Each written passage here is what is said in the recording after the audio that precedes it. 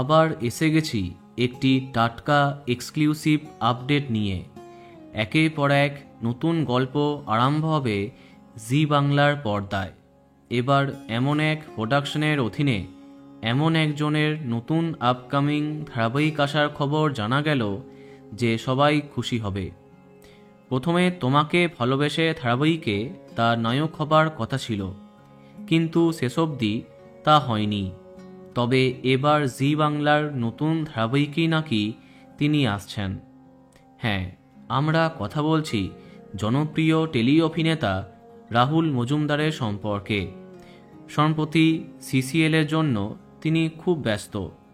এরই মাঝে তার আপকামিং ধারাবাহিকের জন্য লুক টেস্ট করে ফেললেন তিনি। সূত্রের খবর, কর্তৃপক্ষের তরফ থেকে তাকেই কনফার্ম করা হয়েছে। কিন্তু এখন প্রশ্ন, প্রোডাকশন কি বা নায়িকাকে? টেলিপাড়াতে খোঁজ নিয়ে জানতে পারলাম রাহুলের ধারাবাহিকটি আসছে অ্যাক্রোপলিসের অধীনে।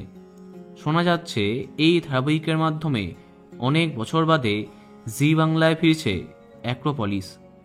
আর এই গল্পে প্রথম থেকে যার কথা শোনা গেছিল তিনি হলেন শ্রীপর্ণা রায়, যদিও এটা একদমই কনফার্ম নয়। তার তরফে কোনো কিছু বলা হয়নি। এখন দেখা যাক কি হয়। সব ঠিক থাকলে এই মাসেই প্রোমোশুট হবার কথা।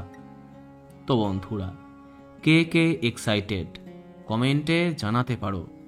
আর এই রকমই আরও অনেক ভিডিও পেতে সাবস্ক্রাইব কারেন্ট বস। ধন্যবাদ।